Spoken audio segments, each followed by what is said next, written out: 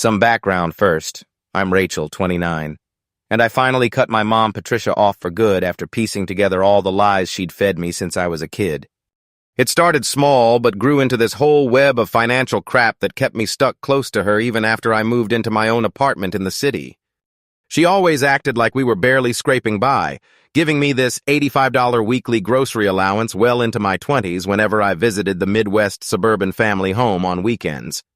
I thought it was her being generous with what little she had left after my dad split. Things got weird when she started talking about this huge medical debt she owed. She swore it was $12,750 from some procedure she had years ago and that it was eating up everything. She'd call me crying about how she couldn't pay bills and how Grandma Helen was sending money just to help cover it. I believed her at first because who wouldn't trust their own mother, right? But then she kept changing the story. One time it was hospital bills. Next time it was medication costs she forgot to mention. My therapist, Dr. Klein, started asking questions during our sessions that made me dig a little deeper. Last month I decided to check on the family assets myself. Mom had always said there was nothing left from my grandparents' estate and that the house was underwater. I scheduled a meeting with the bank for 3:45 p.m. on a Tuesday to look at old records. The woman at the desk pulled up the files, and there it was in black and white. No medical debt on record. The house was paid off back in 2015, and there was an inheritance account with my name on it that Mom had access to. She had been pulling from it for years without telling me.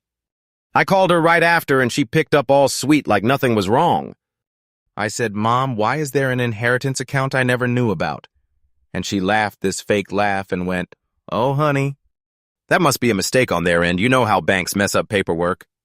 I pushed back, mentioning the $12,750 claim, and she switched to, "You always overthink these things like your therapist tells you to." Classic gaslighting, making me doubt what I just read. David got involved when I texted him the bank summary. He said Mom told him the same lies and that she claimed I was the one blowing through money with my city apartment. We both remembered the fake address 408-2 Oak Lane she gave us once when she said she was staying with a friend after the divorce filing dated March 2017. Turns out that address was just an empty lot, and she was really just hiding at the family home the whole time while collecting support. Grandma Helen finally admitted some stuff when I visited her. She said Patricia had been controlling the money to keep us from moving on after Dad left. Dr. Klein helped me see the pattern. Every time I tried to set boundaries, Mom would pull out a new sob story about debt or the house needing repairs. It worked until that bank meeting. I told her straight up in a text, "I'm done with the lies about the money and everything else. Don't contact me again." She replied with a bunch of guilt trips, but I blocked her. It's been a month of no contact now, and I feel lighter, TBH. David is thinking about it too after we compared notes. Grandma Helen sends me the occasional check from her own savings just to help, but I don't take it because I want to stand on my own. The $85 allowance thing seems so dumb now, but it was part of how she kept me dependent. I still have my city apartment and a decent job, so I'm fine. The victory isn't loud or anything. It's just quiet peace knowing I don't have to answer her calls or explain my spending. Thanks everyone for the comments and awards. It really helps to know I'm not crazy for doing this.